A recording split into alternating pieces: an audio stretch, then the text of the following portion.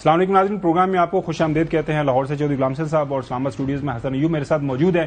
ناظرین، آج پروگرام کے اندر ایک بہت بڑی خوشخبری ہے، وہ ہم آپ کو سنائیں گے۔ وہ جو خوشخبری ہے اس کا حوالہ پاکستان میں چینی مافیا اور چینی کی قیمتوں کے حوالے سے ہے۔ پرائم منسٹر شہباز شریف صاحب نے اس مافیا کے ساتھ ٹکرانے کا فیصلہ کر لیا ہے۔ اب اس کا نتیجہ کیا نکلے گا، مافیا کامیاب ہوگا یا محترم پرائم منسٹر صاحب، یہ ہم پروگرام میں حسن ایوب سے خاص طور پر جاننے کی کوشش کریں گے۔ اس کے علاوہ ناظرین، خبر یہ ہے کہ پریزیڈنٹ ٹرمپ نے آپ کو پتا ہے کہ انڈیا کے اوپر 1 اگست سے 25% ٹیرف لگانے کا فیصلہ کر لیا ہے۔ میرے پاس اگر یہ اختیار ہو ناظرین، میں president of United States of امریکہ کو مین آف دا میچ کا ایوارڈ جو ہے نا آج ہی دے دوں کہ ہی از batting for Pakistan like anybody. اس کے علاوہ ناظرین، جس لائٹننگ سپیڈ کے ساتھ ماشاءاللہ سے ہمارا الیکشن کمیشن کام کر رہا ہے، مجھے بہت امید ہوگی ہے کہ پاکستان اندر جو ہے جمہوریت کا جو مستقبل ہے وہ بہت مستحکم ہے۔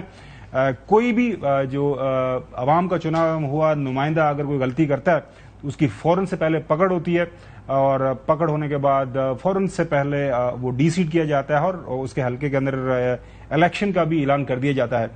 دستی صاحب نے لاہور میں جا کے جو ان کی ڈسکوالیفیکیشن ہوئی، ان کے حلقے میں الیکشن کا بھی اناؤنس ہو گیا، اسکیجول آ گیا، وہ انہوں نے فیصلہ فار دا ٹائم بینگ رکوا لیا ہے۔ کن گراؤنڈز کے اوپر ان کا یہ فیصلہ رکا ہے، یہ بھی ہمارے پروگرام کا حصہ ہے۔ لیکن پروگرام کا آغاز کریں گے ناظرین، آج راولپنڈی کے اندر فیلڈ مارشل جو ہے سید عاصم منیر صاحب نے نیشنل ورک شاپ ہے بلوچستان کے، اس کا 16واں سیشن تھا، اس کے جو شرکاء ہیں ان کے ساتھ انہوں نے ایڈریس کیا، اور وہاں پہ جو 3-4 اہم باتیں کی، انہوں نے یہ کہا کہ فتنہ الخوارج اور فتنہ الہندوستان بھارت کی ناکام پراکسیز ہیں، یہ ایک اہم نقطہ تھا۔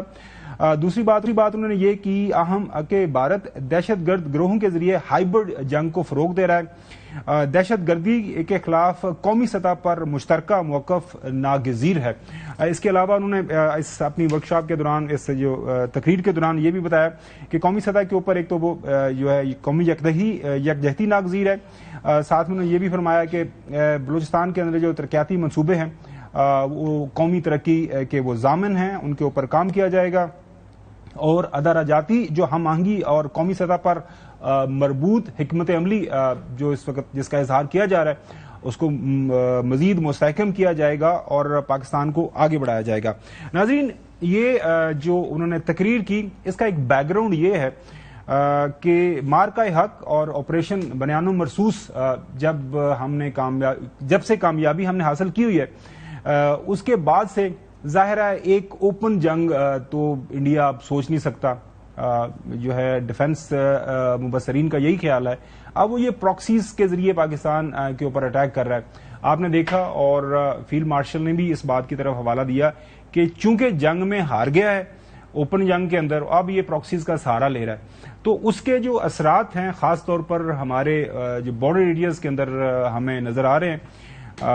کے پی کے اندر آپ نے دیکھا دہشت گردی کے واقعات کے اندر اضافہ ہو گیا، بلوچستان کے اندر ایک تسلسل کے ساتھ مسلسل جو دہشت گردی کے خلاف جنگ ہماری سپاہ لڑ رہی ہے۔ اب حالیہ دنوں کے اندر جب کے پی کے اندر یہ واقعات بڑھے تو اس کے اوپر ظاہر ہے حکومت کو ایک ایکشن لینا تھا۔ آج ایپیکس کمیٹی کا اجلاس ہوا ہے، وہاں پہ جو کے پی کے اندر میں جو وزیر اعلیٰ اس کو جو کے پی ہیں علی مین گنڈا پور صاحب نے ان کو اس اجلاس کو ہیڈ کیا ہے۔ ضیاء الحق جو ہیں ہمارے بیورو چیف وہ موجود ہیں ہمارے ساتھ، ان سے ہم جانیں گے کہ اس ایپیکس اجلاس کے اندر کیا کچھ ہوا۔ ضیاء الحق بہت شکریہ۔ یہ بتا کہ آج کا جو اجلاس ہے اس تناظر میں بہت اہمیت کا حامل ہے کہ باجوڑ ایریا کے اندر ایک آپریشن تو نہیں ہم کہہ سکتے، ظاہر ہے وہاں پہ کچھ پاکٹس کے اندر جو دہشت گرد موجود ہیں فتنہ الخوارج سے جن کا تعلق ہے، اور فتنہ ہندوستان ظاہر ہے جس کے حوالے سے بات ہو رہی ہے، آپریشن ہو رہا ہے، اسی کے بیک گراؤنڈ میں یہ اجلاس ہوا۔ تو وہاں پہ کیا کچھ ہوا، تمام جو ڈپارٹمنٹس ہیں ریلیونٹ افسران انہوں نے شرکت کی، کوئی اعلامیہ ابھی تک ہمارے سامنے آیا ہے؟ جی، یہ جو جیسے آپ نے ایک تجزیہ پیش کیا ہے، اسی تجزیے کے تناظر میں یہ بتاتا چلوں کہ یہ خیبر پختونخوا میں 7 ماہ کے بعد یہ ایپیکس کمیٹی کا اجلاس ہوا ہے، اور اس وقت یہ اجلاس ہوا ہے جس وقت ہمارے خیبر پختونخوا کے جو ضم اضلاع ہیں جن میں باجوڑ ہو گئے، خیبر ایجنسی ہو گئی، شمالی وزیرستان، جنوبی وزیرستان، یہاں پر آئے روز واقعات ہو رہے ہیں اور خطرناک قسم کے جو ہے آپریشن بھی ہو رہے ہیں اور دہشت گردی کی کارروائیاں بھی بڑھ رہی ہیں. اسی طرح بنو میں بہت بڑی کارروائی چل رہی ہے، ہنگو میں چل رہی ہے، پشاور کے مسافات میں چل رہی ہیں. تو اس تناظر میں یہ اجلاس بھی ہوا ہے اور جس طریقے سے آپ نے فیلڈ مارشل اسم منیر کا ایک تجزیہ بھی پیش کیا ہے کہ جس طریقے سے ملک دشمن عناصر اس تمام صورتحال کو خراب کرنے جا رہے ہیں، تو آج ایپیکس کمیٹی میں بھی انہی باتوں پہ غور کیا گیا اور اسی تجزیے کو جو ہے تو وہ اڈاپٹ کیا گیا اور یہی کہا گیا ہے کہ خیبر پختونخوا میں چونکہ پی ٹی آئی کی گورنمنٹ ہے اور وہ چاہتی ہے کہ قبائلی اضلاع کا ترقی کرے، لیکن اس ترقی کی راہ میں سب سے بڑی جو رکاوٹ ہے وہ دہشت گردی ہے اور جو دشمن عناصر ہیں اور دشمن قوتیں ہیں جو اپنی پراکسس کے ذریعے یہاں پر امن خراب کرنا چاہتے ہیں. تو اس کے لیے یہ کہا گیا کہ اس عزم کا اظہار کیا گیا کہ ہمیں مل جل کے سب فورسز کو، سول حکومت کو، سول قیادت کو مل کر جو ہے تو اس کا کلا کما کرنا ہے اور عوام سے بھی اپیل کی گئی ہے کہ ہم ایک تو یہ ان کو واضح کہا گیا ہے کہ آپریشن تو نہیں کیا جائے گا، البتہ ان قوتوں کے خلاف اور ان مسلح افراد اور ان جو پراکسیز ہیں جو ملک دشمن عناصر ہیں بالکل صحیح ہے، ان کے خلاف فل فلیج جو تمام ذرائع استعمال کیے جائیں گے. حسن، ایک تو یہ جو بلوچستان کانفرنس کے جو شرکاء ہیں ان کے ساتھ جو آج ظاہر مکالمہ ہوا آرمی چیف کا، اطلاعات آ رہی ہیں کہ شرکاء نے وہاں پہ کھل کے سوالات پوچھے اور کھل کے ان کے جوابات دیے گئے. سو یہ تقریر کا ہونا، اس کے اندر تمام حقائق کا بیان کرنا، انڈیا جو پراکسیز کے ذریعے جنگ لڑ رہا ہے اس کے اوپر پھر یہ آپریشن ہونے، دیکھیں اس نے تو اپنی کافی زیادہ جو ہے نا وہ تیز کر دی ہے پراکسیز کے ذریعے کاروائیاں. اور اس وقت جو دو صوبے ہیں یعنی خیبر پختونخوا اور بلوچستان، اب وہی اس دہشت گردی اور پراکسیز کی جو ہے وہ زد میں آئے ہوئے ہیں. سو لہٰذا ہمیں یہاں پر تو فطری بات تھی کہ ہمیں اپنی جو ڈیفینسو میئرز ہیں وہ بڑھانے تھے اور ہم نے ان کے مضمون مقاصد کو ناکام بنانے کے لیے اپنی جو کارروائیاں ان کے خلاف وہ تیز کرنی تھی، اپنے بارڈرز کو جو ہے محفوظ بنانا ہے. اس کے ساتھ ساتھ جو لوکلی ان کو سپورٹ ملتی ہے سم ہاؤ اس کو بھی جو ہے وہ ختم کرنا ہے. تو اس حوالے سے آپ کو معلوم ہے کہ روزانہ کی بنیادوں کے اوپر جو ہے وہ کائنیٹک کارروائیاں جو ہے وہ جاری تھیں، جاری ہیں اور آئندہ آنے والے دنوں میں بھی جاری رہنی چاہیے. اور اس کے ساتھ ساتھ جو ان کی ناکامیاں ہیں اس کے حوالے سے بھی انہوں نے کہا کہ یہ ناکام جو ہے یہ پراکسیز بھی ناکام ہے انشاءاللہ. تو تھوڑا سا وقت مشکل ہے اور ہم سب کو جو ہے وہ قومی یکجہتی کا مظاہرہ کرتے ہوئے ایک ساتھ اس مینس کے خلاف لڑنا ہوگا. اور یہ بیسکلی یعنی دشمن ہے ہمارے، لیکن انہوں نے جو فیسز اپنائے ہوئے ہیں وہ بظاہر وہ ہمارا ہی حصہ ہیں، لیکن جب ہمارا حصہ نہیں ہے اب یہ ہمارے یہ دشمن ہے. کیونکہ جب دشمن کے مقاصد کے حصول کے لیے آپ اپنی کارروائیاں کر رہے ہوں، آپ معصوم اپنے بہن بھائیوں کو شہید کر رہے ہوں، تو پھر آپ کے ساتھ کسی قسم کی رعایت نہیں برتی جا سکتی، آپ کو بھی دشمن کی طرح ہی ڈیل کرنا پڑے گا. پھر ہم نے نہیں دیکھنا کہ ان کا مذہب کیا ہے، پھر ہم نے یہ نہیں دیکھنا ان کی قوم کیا ہے، یہ پھر دہشت گرد ہیں اور دہشت گردوں کے ساتھ جس طرح نمٹنا چاہیے ویسے ہی ہماری اچھا چودھری غلام حسین صاحب، کسی بھی جو ہے دشمن کی ایک بڑی کامیابی ہوتی ہے کہ جس کے خلاف اس نے لڑائی لڑنی ہے تو اس کے جو ود ان رینکس ہیں جو پاکستان کے اندر ظاہر کوشش کرتی ان کی ہوتی ہے کہ پاکستان کی عوام اور پاکستان کی افواج کے درمیان جو ہے ایک مسٹرسٹ پیدا کیا جائے. الحمدللہ آپ نے دیکھا کہ مارکہ حق جب ہوا اس دوران کس طرح پوری پاکستانی قوم ایک بند مٹھی کی طرح ہم اکٹھے ہوئے اور ہم نے ظاہر ایک بڑا دشمن تھا اور جس انداز سے ہم نے مقابلہ کیا، پوری دنیا ہماری اس جو جنگ کو مان رہی ہے کہ پاکستان نے ایک ڈیسائسو وکٹری حاصل کی. اب بھی دشمن کی ایک کوشش تو ہے کہ ہمارے درمیان اختلافات پیدا کیے جائیں. بڑا ضروری ہے کہ اس موقع کے اوپر ہماری جو سیاسی قیادت ہے، ملٹری قیادت ہے، پاکستان کی عوام ہے، وہ چکنا رہیں اور دشمن کی یہ جو ایک کبھی کوشش ہے اس کو ناکام بنایا جائے. چوہے صاحب. نہیں خاور گمر صاحب، یہ جب آپ کا بھی ایک ہی متبہ نظر ہے، ہمارا بھی ہے، تو آپ کا فرض نہیں ہے کہ جتنے بھی پاکستان کے بڑے بڑے سیاسی جماعتیں ہیں، جتنی پارٹیاں ہیں، جتنے لوگ ہیں، جتنے ہر یعنی تحصیل ہیڈ کوارٹر سے لے کے فیڈرل کیپٹل تک ہر سطح پر لوگوں کو، پارٹیوں کو، خاص طور پر سیاسی پارٹیوں کو، رائے عامہ کے لوگوں کو، یعنی میڈیا کو ان سب سے آپ انٹریکشن کریں، ان کی تجاویز لیں، ان سے ان کے ذمہ کام لیں کہ آپ نے یہ کرنا ہے، یہ کرنا ہے، دشمن یہ کر رہا ہے، ادھر ہمارے اوپر وار کر رہا ہے، ادھر ہمارے معصوم لوگوں کو شہید کر رہا ہے، ادھر ہماری بلڈنگ اڑا رہا ہے، یہاں پاکستان کے انفراسٹرکچر کے لیے پرابلم پیدا ہے وغیرہ وغیرہ. تو آپ جب ان کو آپ نے لاسٹ ٹائم سیاسی جماعتوں کو کس وقت بریف کیا تھا جی؟ مجھے ذرا یہ بتا دیں. بالکل صحیح ہے. بڑا ضروری ہے کہ حکومت وقت کو کوئی ایک PCC کال کرنی چاہیے، تمام سیاسی جماعتوں کو آن بورڈ لے کے آنا چاہیے. یہ آپ کی اچھی ایک جائز تجویز ہے. جی کنٹینیو رکھیں. دوسرا، خاور صاحب، دشمن سے آپ یہ توقع نہ کریں کہ وہ آپ پر رحم کرے یا وہ آپ کے مقاصد کے لیے وہ آپ کے یعنی کوئی آپ کے لیے کوئی راستہ ہموار کرو. They are suppose to attack you. انہوں نے سازشیں کرنی ہے، انہوں نے تخریب کرنی ہے، انہوں نے جاسوس بھیجنے ہیں، انہوں نے پیسہ بانٹنا ہے، انہوں نے اسلحہ بانٹنا ہے، انہوں نے ہر حربہ استعمال کرنا ہے. ان کا مقابلہ کر کے ان کو ناکام کرانا ہمارا اور ہمارے اداروں کا تعلق ہے. جب تک فوج اور عوام یونائٹڈ فرنٹ بنا کے نہیں لڑتے اور باقی اپنی سیاسی اختلافات ہر ایک کے اپنا ویوز ہے. یہاں کوئی اس میں کسی اسکول کی کلاس میں تو نہیں لوگ بیٹھے نا، ریجمنٹیشن بھی نہیں ہے. تو you have to take the nation along. بالکل صحیح ہے. میرا خیال ہے جی سر، سب کو ہر سطح پر اور کرنا چاہیے.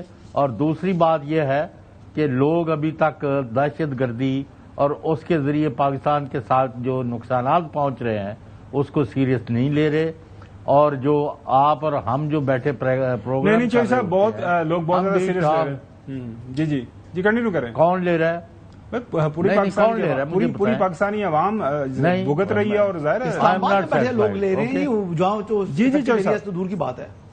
جی صاحب، میرا اللہ کرے کہ میں جب کنونس ہوں گا تو اب برملا کہوں گا. میرا کام یہ نہیں ہے لگی لپٹی رکھ کے بات کرنا، سمجھ گئے. میں سمجھتا ہوں کہ ابھی بھی آپ کو بہت کچھ کرنا چاہیے ہارکولین اور وار فوٹنگ پر جی، اور پاکستان کو بچانا ہے اور آگے لے کے جانا ہے. اور آپ جو بار بار بات کرتے ہیں ہندوستان کی شکست کی، ہم نے اس کو کنسالیڈیٹ کرنا ہے ان گینز کو بے شک. اور اس کے فوائد جو ہے پاکستان کے استحکام کے طور پر سیاسی استحکام، اکنامک ڈیولپمنٹ کی شکل میں نظر آنے چاہیے. اور عام آدمی اگر ایک بھی بھوکا مر رہا ہے نا، خاور گھمن صاحب ماجرے پنڈ کے، تو اللہ تعالیٰ نے تینوں ہی پوچھنا ہے معاف کرنا. خاور گھمن صاحب وڈا چودھری روز سائیاں بدل کے بیٹھتا تھا، اور جڑا بھوکا مریا ہے وہ کون ذمہ دار ہے؟ 100% چوہدری صاحب درست فرما رہے ہیں. میں روزانہ کی بنیاد کے اوپر گاؤں میں رابطہ رہتا ہوں. میں آتا ہوں آپ کے پاس. اچھا جو ہے ضیاء، یہ بتائیے گا کہ field marshal Syed Asim Munir army chief نے ایک بات کی، قومی یکجہتی کی ضرورت ہے اور بڑی اچھی ضرورت ہے. پچھلے دنوں گنڈاپور صاحب نے ایک APC بلائی، کوشش کی، اس کے اندر باقی جو تمام سیاسی جماعتیں ہیں وہاں پہ جو KP بیسڈ ہیں انہوں نے اس کا بائیک آؤٹ کر دیا. مزید آپ کو لگتا ہے کہ اس حوالے سے دوبارہ ایک کوشش ہوگی کہ کم از کم اگر وفاق کی سطح کے اوپر نہیں کوئی اس طرح کی APC ہوتی، جو پروونشل سطح کے اوپر دوبارہ سے تمام جو اکابرین ضیاء صاحب سے میں نے بھی سوال کرنا ہے. جی میں سر آپ کے پاس کوئی ریلیونٹ جو جتنے بھی تمام لوگ ہیں، اسٹیک ہولڈرز ہیں، ان کو آن بورڈ لیا جائے. اور یہ جو ایک بیانیہ ایک دشمن کی طرف سے پھیلانے کی کوشش کی جاتی ہے کہ ایز اف پاکستان اور پاکستان کی جو آرمڈ فورسز ہیں پاکستانی، ان کے درمیان کوئی جو ان آپریشن کے حوالے سے کچھ آپس میں اختلافات ہیں اس کو دور کیا جائے. جی ایک تو یہ ہے کہ خیبر پختونخوا اسمبلی کا جو اجلاس تھا جو ایڈجرن کیا گیا تھا 4 اگست تک، وہ اب 1 اگست کو طلب کر لیا گیا ہے. اور اس کا واحد ایجنڈا ہی یہ جو خیبر پختونخوا میں اس وقت لا اینڈ آرڈر کی صورتحال ہے اور جس طریقے سے کارروائیاں ہو رہی ہیں اور جس طریقے سے جو ہے تو دشمن عناصر یہاں پہ امن و امان خراب کرنا ہے، تو اس حوالے سے ایک لائحہ عمل تیار کرنا ہے اور متفقہ لائحہ عمل تیار کرنا ہے. اس کے ساتھ ساتھ وزیر اعلیٰ خیبر پختونخوا نے آج کی اپیکس کمیٹی میں، جس میں سول حکام اور فوجی حکام بھی موجود ہے، تو اس میں ہی یہ اعلان کیا ہے کہ 2 اگست سے وہ خیبر پختونخوا کے اضلاع کی سطح پہ جتنے بھی اسٹیک ہولڈرز ہیں، جتنی بھی سیاسی جماعتیں ہیں، تاجر تنظیمیں ہیں، سوشل تنظیمیں ہیں، ان سب کے ساتھ، اور قبائلی عمائدین ہیں، لوکل عمائدین ہیں، لوکل جو وہاں کے رہنما ہیں، ان سب کو ملا کے ان کے ساتھ جرگے شروع کریں گے، اور یہ کوئی 10 دن سے 15 دن کا ایک پروسیس ہوگا، اور اس پروسیس میں پورے صوبے میں اس قسم کے جرگے ہوں گے، اور اس کے بعد جو ہے تو ایک بڑا جرگہ جو ہے تو پھر پشاور میں منعقد ہوگا، جس میں کہ سول اور فوجی حکام بھی شرکت کریں گے، اور ان کے سامنے تمام لائحہ جو ہے تو تمام جماعتوں کا جو جس میں جو ان پٹ ہوگا وہ ان کے سامنے رکھا جائے گا، اور ان کے ساتھ پھر آگے کے لیے جو ترتیب دی جائے گی کہ کس طریقے سے آگے جو ہے تو بالکل جی، بڑی اچھی سجیشن ہے جی بتائیے گا، کمپلیٹ کیجیے گا۔ لیکن اس کے ساتھ ساتھ یہ بھی کہا گیا ہے کہ جو متفقہ جو نقطہ ہے وہ یہ ہے کہ ملک سے اور صوبے سے دہشت گردی کا، اور جو دہشت گرد لوگ ہیں جس طریقے سے لوگوں کو شیلڈ بناتے ہیں اور جو ان کے سہولت کار ہیں ان کا جو ہے کلا کما کرنا ہے، تاکہ یہاں پہ لوگوں کے لیے جو مشکلات ہو جاتے ہیں، جیسے چودھری صاحب نے بھی بات کی ہے کہ لوگوں کو اپنے گھر بار چھوڑنے پڑتے ہیں، آپریشن ہوتا ہے تو آپریشن کے بعد ابھی تک وہ اسی وجہ سے ڈرتے ہیں۔ اور سب سے بڑی بات یہ ہے کہ میں ایک اور بات بتاتا چلوں کہ جو بہت خوش آئین ہے وہ یہ ہے کہ ہمارے خیبر پختونخوا میں چاہے خیبر ایجنسی پیرا کا واقعہ ہو، چاہے یہ باجوڑ کا واقعہ ہو، چاہے جو ہے نا بنو کا واقعہ ہو، اس مرتبہ عوام خود نکل رہی ہے، اور ساتھ عوام جو ہے نا ہماری جو مقدس کتاب ہے قرآن مجید اس کو ساتھ لے کر نکل رہے ہیں، اور جہاں پر یہ فتنۃ الخوارج ہیں یا جہاں پر دہشت گرد ہیں ان کے ٹھکانوں کی طرف جا رہے ہیں، اور ان سے التجا کر رہے ہیں کہ آپ جو ہے تو یعنی علاقوں سے نکل جائیں، آپ یا تو پاکستان کے بارڈر سے نکل جائیں یا پھر اپنے آپ کو جو ہے تو حکومت کے سامنے سرنڈر کریں، تاکہ ہمارے جو علاقے کا امن ہے وہ خراب نہ ہو۔ تو اس مرتبہ عوام میں بھی ایک بہت بڑا شعور خود پیدا ہو رہا ہے۔ بالکل صحیح ہے۔ حسن آپ کیا ایڈ کرنا چاہیں؟ میں یہ بات کرنا چاہ رہا تھا کہ سیریسلی ہماری جو ریاست ہے اس کو یہ سوچنا ہوگا کہ جو کراس بارڈر جہاں پر یہ فتنہ خوارج کے لوگ بیٹھتے ہیں، جہاں یہ پلاننگ کرتے ہیں اور پھر آ کر پاکستان کے اندر بدامنی پھیلاتے ہیں، اف نیڈڈ ہمیں وہاں پر بھی جو ہے وہ جانا ہوگا۔ وہ آلریڈی جا رہے ہیں۔ نہیں، وہاں پر جانا ہوگا، اور وہاں پر جا کر ان کو جو ہے وہ جہنم واصل کرنا ہوگا، کیونکہ ان کو پاکستان آنے ہی نہ دیا جائے، جہاں پر یہ بیٹھے ہیں وہیں پر ان کو ختم کر دیا۔ آلریڈی گورنمنٹ پاکستان نے یہی ایک طریقہ ہے، گورنمنٹ آف پاکستان کو یہ میسج اس کے علاوہ اس وقت جو ہے وہ ہمیں جو خیبر پختونخوا ہے جو گورنمنٹ ہے اس کی جو بیسیکلی اینٹی ٹیررسٹ جو کیپیسٹی بلڈنگ ہے وہ بھی بڑھانے کی ضرورت ہے۔ حالانکہ وار اگینسٹ ٹیرر کا فنڈ ان کو NFC کا 1% ملتا رہا، لیکن اس کے باوجود میرے خیال سے اس لحاظ سے کیپیسٹی بلٹ اپ نہیں ہو سکی۔ آپ کو پتا ہے ایکٹیولی CTD کے سے 530 لوگ ہیں جو کہ اس وقت پورے صوبے بھر میں جو ہے نا وہ موجود ہیں۔ تو کاؤنٹر ٹیررزم ڈپارٹمنٹ جو خیبر پختونخوا حکومت کے زیر انتظام ہے وہ بڑا ہی کمزور اور چھوٹا ہے، اس کو مزید بڑھانا چاہیے، اس میں مزید بھرتیاں ہونی چاہیے، اور جو بیسیکلی ایکسپرٹس ہیں مختلف، چاہے وہ ڈپارٹمنٹ سے وہاں پر ڈیپوٹیشن پہ لے کر آئیں یا ان کو جو ہے ری امپلائمنٹ کریں، لیکن یہاں پر کم از کم جو ہے اس کو اپنے آپ کی رائے سامنے آ گئی۔ ضیاء الحق بہت شکریہ وقت دینے کے لیے۔ ناظرین اگلی سٹوری کی طرف بڑھتے ہیں۔ انڈیا کے اندر جو ہے مار کے حق کے بعد سے جو صفائی ماتم بچھی ہوئی ہے اس کے اندر بالکل کوئی کمی نہیں آ رہی۔ ہر روز ہم دیکھ رہے ہیں وہاں سے ہمیں چیخوں کی، آہو بکاری کی آواز آتی ہے، اور کیا کریں، پرائم منسٹر مودی کے اوپر بہت زیادہ اہم سوالات اٹھائے ہوئے ہیں، ان کی اپوزیشن ہے۔ کل وہ پھر اپیئر ہوئے پارلیمان کے اندر۔ BBC کے مطابق نریندر مودی کی کوئی 100 منٹ وہاں پہ تقریر نوٹ کی گئی، اور اس تقریر میں انہوں نے نہ وہ رافیل طیاروں کی بات کی کہ کتنے طیارے گرے اور کیسے گرے، بار بار وہاں پہ ان سے پوچھا گیا، نہ یہ بتایا کہ ٹرمپ نے جو ثالثی کا کردار کیا تھا پاکستان اور انڈیا کے درمیان جو جنگ بندی کروائی تھی وہ سچ ہے یا جھوٹ ہے۔ نہرو کا نام لیا انہوں نے 14 بار، اور چین کا نام ایک بار بھی نہ لے سکے۔ ڈرے ہوئے ہیں چائنا سے بھی، پاکستان سے بھی، اور ظاہر ہے پریزیڈنٹ ٹرمپ جو ہے وہ بار بار بات کرتا ہے کہ میں نے یہ جنگ بندی کروائی۔ اس حوالے سے جب یہ تقریر کر رہے تھے تو ظاہر اپوزیشن پہ چھیڑتی ہے۔ راہل گاندھی لیڈر اپوزیشن ہے جو انڈین لوک سبھا کے اندر ان کی جو نیشنل اسمبلی ہے، انہوں نے کہا کہ مودی صاحب کچھ بولو بھی، کچھ منہ پھٹو بھی۔ انہوں نے کیا فرمایا؟ Donald Trump 29 times he said 29 بار انہوں نے بولا کہ بھیا میں نے سیز فائر کروایا ہے۔ اچھا اگر وہ جھوٹ بول رہے ہیں تو اپنے بھاشن میں یہاں پردھان منتری کہہ دیں کہ وہ جھوٹ بول رہے ہیں۔ Let him say here that Donald Trump you're a liar. That you you did not make a ceasefire and that we did not lose any planes. Let him say it here. If he has the courage. If he has the courage, he was addressing Prime Minister Modi, if you have the courage, say it. کہ president Trump امریکہ کے جو صدر ہیں انہوں نے جھوٹ بولا. اور وہاں پہ بار بار جو تقریر ہو رہی تھی اس دوران بھی جو ہے راہل گاندھی وہ چھیڑ رہے تھے, وہ ٹچکریں کر رہے تھے کہ یار بولو صحیح, لقمے دے رہے تھی, اور مودی صاحب دسو تو صحیح کچھ. اور آپ دے رہے ایسے کیسے پلیز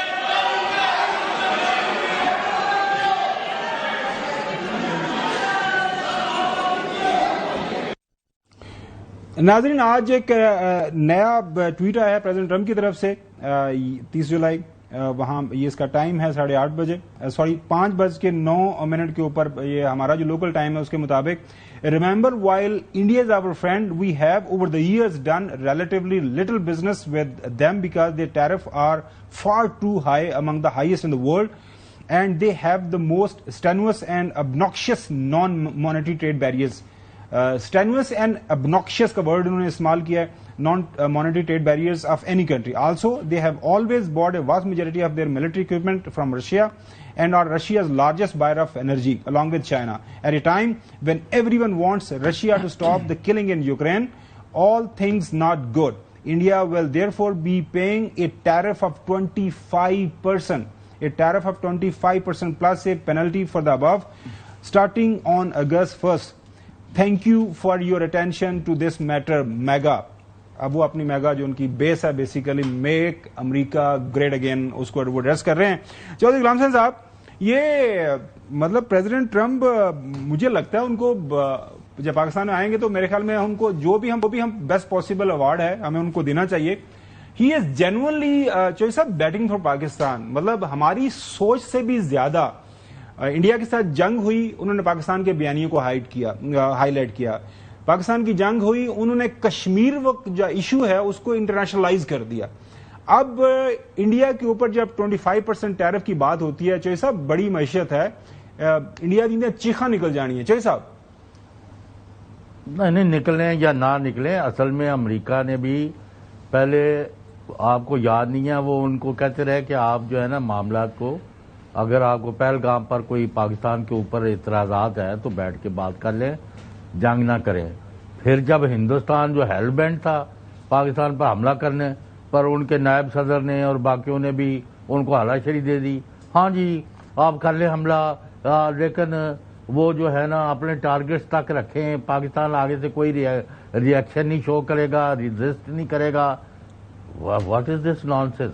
جب ہندوستان اپنے تمام زور آزمائی اور طاقت کے ساتھ پاکستان پر حملہ کیا اس نے, اور پاکستان نے اپنی اللہ کے فضل سے اپنی پوری فوج نے اور اپنی سپیریئر ٹیکنالوجی کے ذریعے ان کو چاروں شانے چت کر دیا, تو امریکہ نے بیچ میں پڑھ کے صلح بھی کرائی.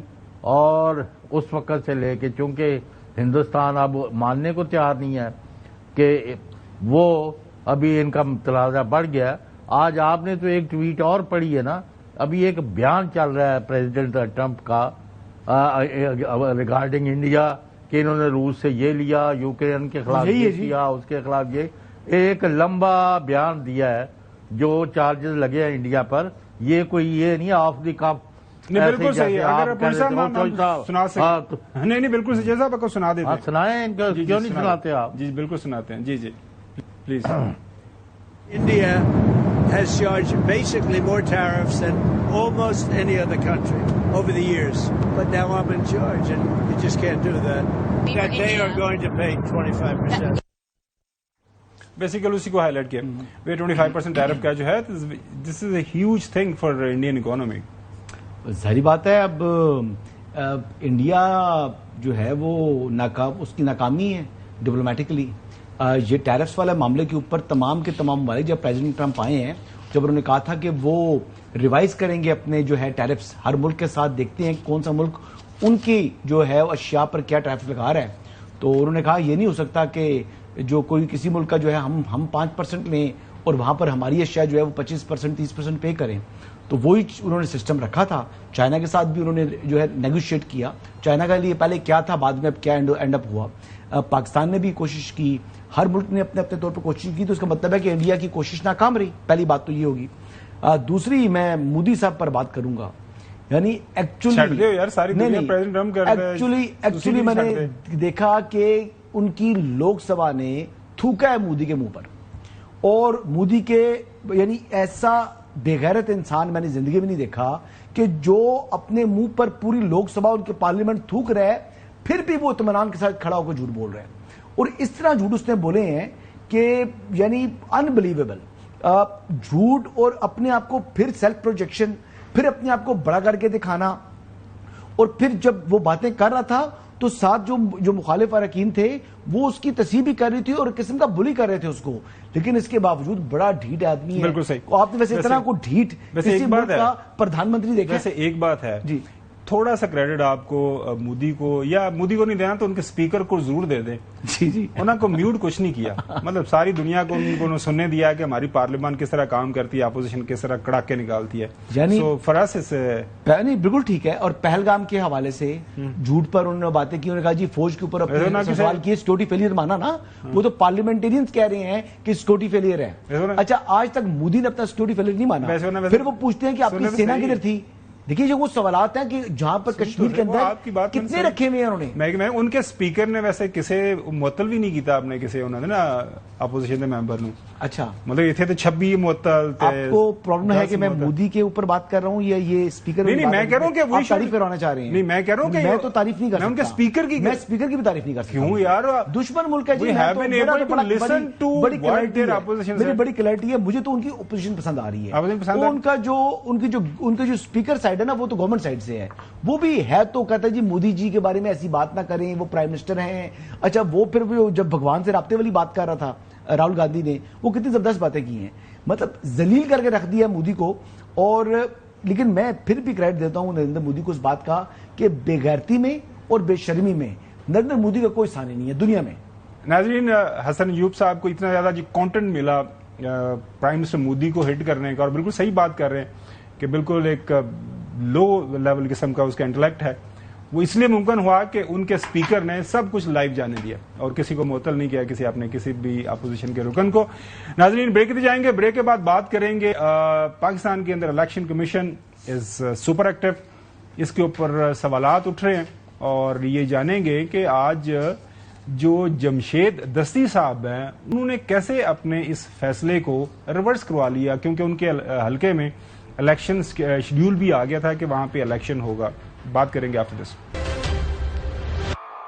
پاکستان تحریک انصاف کو ایک بڑا سخت اعتراض ہے کہ جب فیصلے ان کے حق میں آتے تھے, اور وہ بھی سپریم کورٹ آف پاکستان, آپ کو یاد ہو ریزرو سیٹوں کے حوالے سے فیصلہ آیا تھا, پھر لاہور سے فیصلہ آیا تھا وہ الیکشن کروانے کا 90 دن کے اندر, جب کے پی اور پنجاب اسمبلی انہوں نے ڈیزالو کی تھی. اس وقت جو ہے الیکشن کمیشن ظاہر ہے انہوں نے اس کو چیلنج کیا, اس کے اوپر ان کے سوالات تھے اور وہ امیڈیٹلی ان فیصلوں کے اوپر عمل درآمد نہیں ہوتا تھا. اب وہ کہہ رہے ہیں کہ ابھی فیصلہ منظر عام پر آتا ہے, ٹکر چلتے ہیں, اور ان کے اراکین کے حوالے سے جو ہے الیکشن کمیشن آف جو پاکستان ہے وہ عمل درآمد ان کے اوپر شروع کر دیتا ہے. کل ہم نے آپ کو دکھایا تھا, اگر ہم دکھا سکتے ہیں, بیرسٹر گوہر نے کل ٹویٹ بھی کیا, جو پاکستان تحریک انصاف کے موجودہ چیئرمین ہیں, کہ کلیئر ایک بائسڈ ایٹیچیوڈ نظر آتا ہے الیکشن کمیشن کا اگینسٹ ان کی جماعت کے.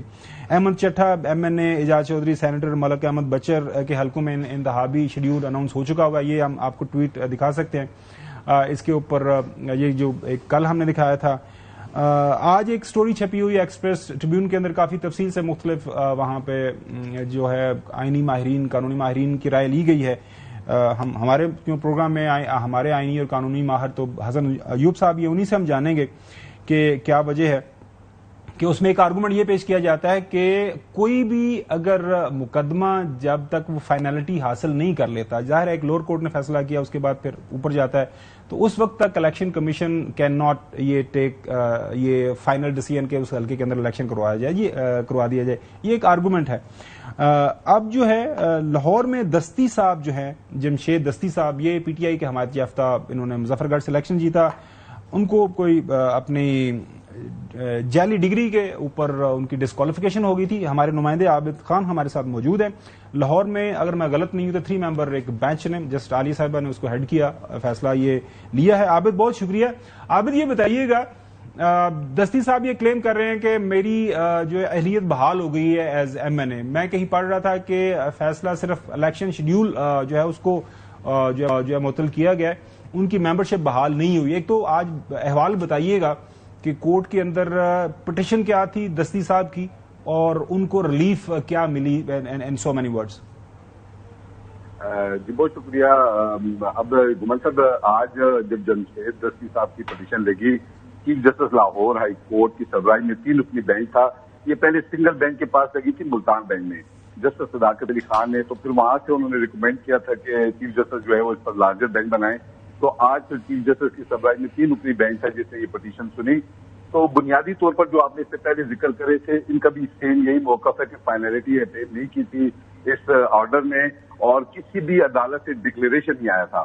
किसी अदालत से डिक्लेरेशन आए बगैर जो है वो स्पीकर इस तरह जो है वो अपना रेफरेंस नहीं भेज सकता, और अगर स्पीकर ने रेफरेंस भेज भी दिया था तो फिर इलेक्शन कमीशन जो है वो उस पर इस तरह कार्रवाई नहीं कर सकता था जिस तरह जो है वो इलेक्शन कमीशन ने स्पीडली इस पे कार्रवाई की। तो जो इलेक्शन कमीशन का पहले रेफरेंस भेजने का जो मामला था स्पीकर का, वो भी गैर आईनी है, कानून के खिलाफ वर्जी है, और फिर उस पर जिस तरह इलेक्शन कमीशन ने जो है फौरी तौर पर जो है उनको नाअहल करार दिया और बाकायदा तौर पर जो है वो एक शेड्यूल भी अनाउंस कर दिया उनके हल्के में, तो ये गैर आईनी गैर कानूनी है। तो अदालत से उन्होंने ये रिलीफ मांगा था कि अदालत न सिर्फ वो इलेक्शन कमीशन का जो नाअहली का हुक्म है उसे कलअदम करार दे, स्पीकर का फैसला भिजवाने का जो उसका फैसला है, जो उसका रेफरेंस ने भिजवाया है, उसे भी जो है वो गैर आईनी करार दे, और इसके साथ साथ जो उसके खिलाफ तादीबी कार्रवाई हो रही है उस तादीबी कार्रवाई को भी रोका जाए। तो आज अदालत ने इस हवाले से पहले तो ये अटॉर्नी जनरल ऑफ पाकिस्तान को बुला लिया, 27 का नोटिस दे दिया, इसके साथ साथ इलेक्शन कमीशन से भी तफसीली जवाब मांग लिया है। अब जमशेद दस्ती साहब अगर ये क्लेम करते हैं तो एक अलग बात है, लेकिन जो अदालत ने कहा है, अदालत ने सिर्फ जिमनी इलेक्शन का जो शेड्यूल है उसे अदालत ने मुअत्तल किया, और जो उनके खिलाफ तादीबी कार्रवाई हो रही थी अदालत ने उससे रोका है। अब इसके अलावा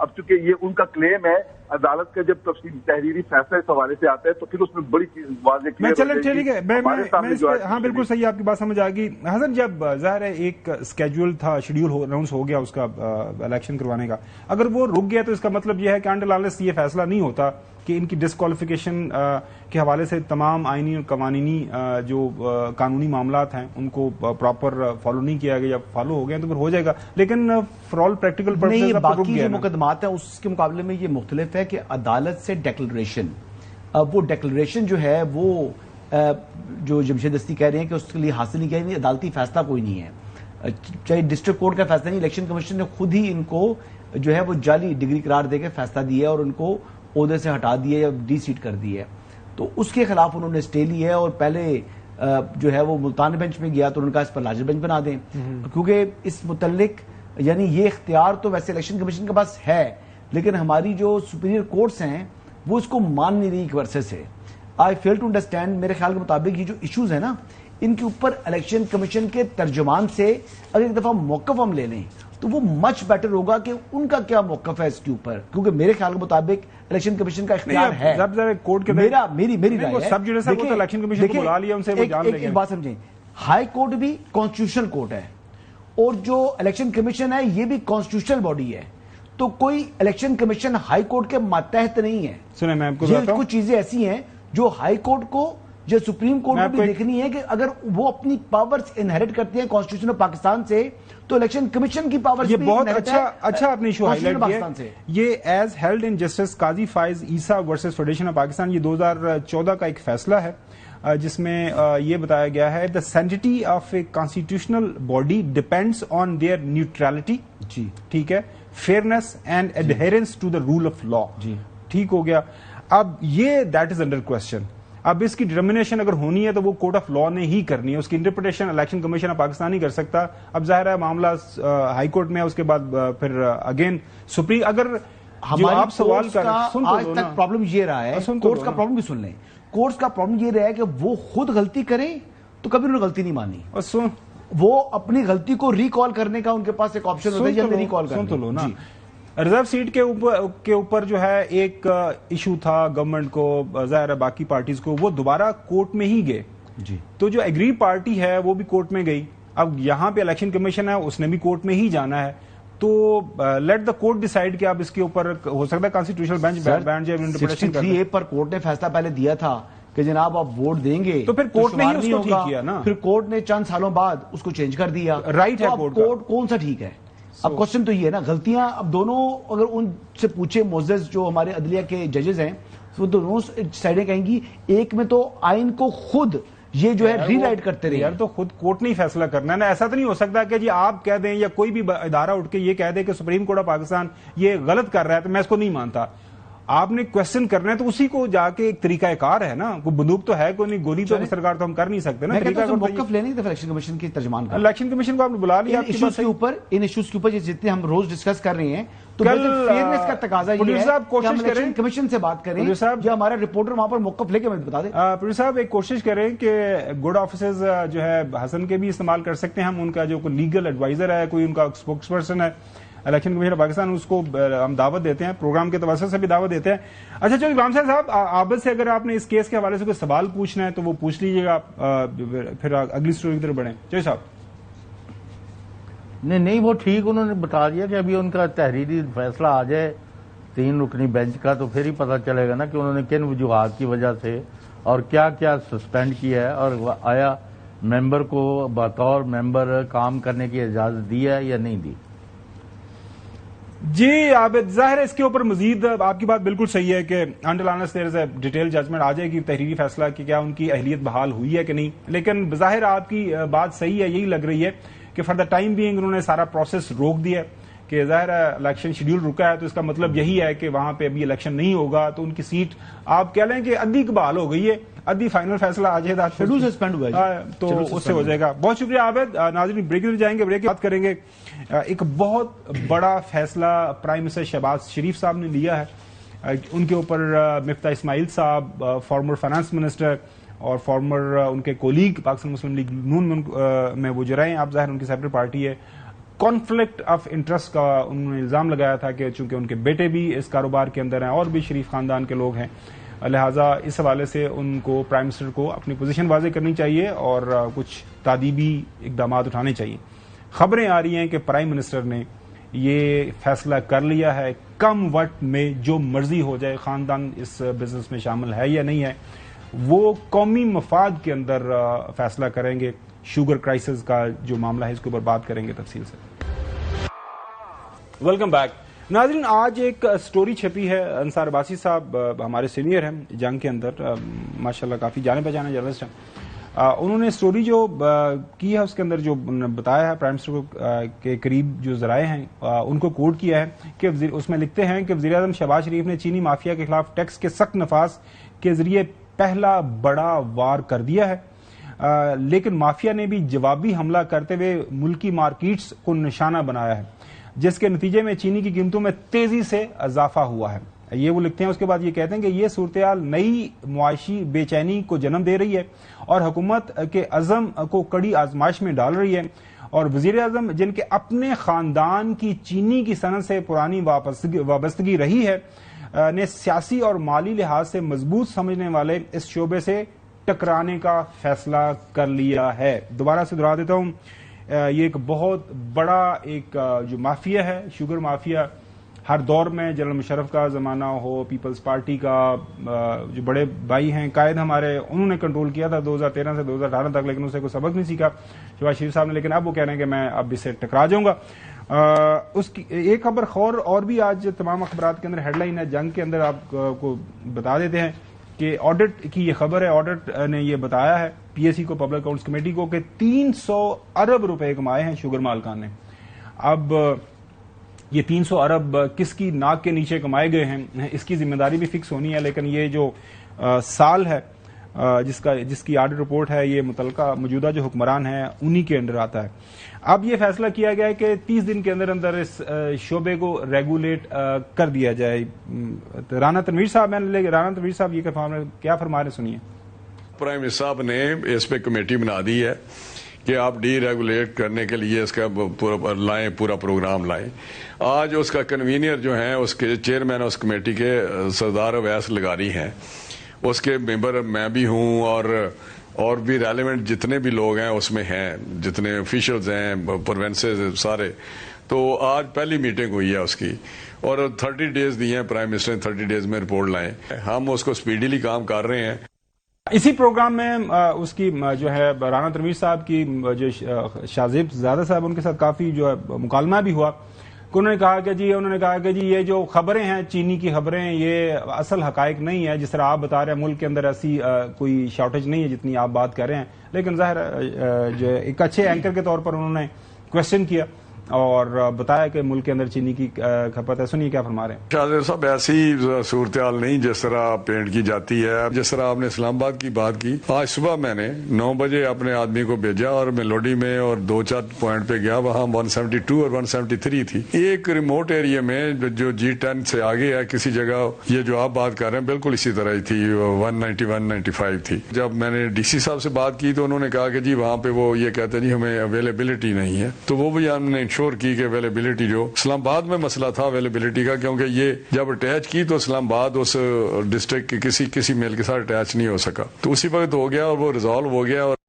چودھری غلام حسین صاحب, اب جو شوگر ملز ہیں ظاہر ہے اس میں شریف خاندان ہیں, اس میں ہمارے جو سندھی بھائی ہیں ان کا خاندان, یہاں پہ خارون خاندان, اس کے بعد پھر باقی چودھری صاحبان, سارے جو ہے بڑے بڑے پاکستان کے جو خاندان ہیں وہ اس شعبے سے منسلک ہیں. پرائم منسٹر صاحب نے یہ جو تہیہ کیا ہے ٹکرانے کا اس مافیا سے, آپ کو لگتا ہے کہ وہ اس میں کامیاب ہوں گے؟ ڈی ریگولیٹ کر دیا جائے گا with in 30 days. Deregulation اگر آپ ایک جو ہے آپ کے پاس سارے اختیارات ہونے کے باوجود اگر آپ کنٹرول نہیں کر پائے اس سارے سیکٹر کو, تو ڈی ریگولیشن میں آپ کس طرح کنٹرول کریں گے؟ یہ کچھ سمے سے بالا تر ہے. آپ اس پہ اگر کوئی روشنی ڈالنا چاہیں چوہدری صاحب. نہیں, یہ تو صرف مطلب ہے لوگوں کو ساتھ میرا خیال ہے ان کے آنکھوں میں دھول جھونکنے کے مترادف ہے. وزیر اعظم صاحب نے عزم کیا کہ جی وہ لڑیں گے کس کے خلاف, اپنے بیٹوں کے خلاف یا اپنے خلاف. یہ سارے تو وہ شوگر انڈسٹری کی پیداوار ہے. اگر آپ پیچھے جائیں تو اس لیے مجھے تو خوشی ہوگی اگر کسی کے خلاف کارروائی ہو, لیکن میں مطلب بالکل صحیح. حسن جی سر, 1 ارب کے اندر جو ہے نا 1000 ملین ہوتے ہیں, اور پھر جب 300 ارب جب آ جائے گا تو پھر کتنے ملین بن جائیں گے آپ مجھے بتائیں. 300 ارب ہے جی. اوکے, اچھا 300 ارب بالکل صحیح ہے. 300 ارب ہے تو پھر کتنے ہزار ملین آ جائیں گے. تو یہ اتنی بڑی رقم جو ہے, یہ تھرڈ ورلڈ کنٹری ہے, اور پھر وہ اب میں تو آج تک مطلب بلین بھی نہیں دیکھا ہوگا کیش میں. مطلب دیکھیں ہم نے تو خالی یعنی کیلکولیٹر میں بلین دیکھا ہے, ریئل کیش کبھی آپ نے دیکھا بلین؟ دکھا دیں کسی دن. نہیں دیکھا نا جی, کیش تو اتنا نہیں دیکھا.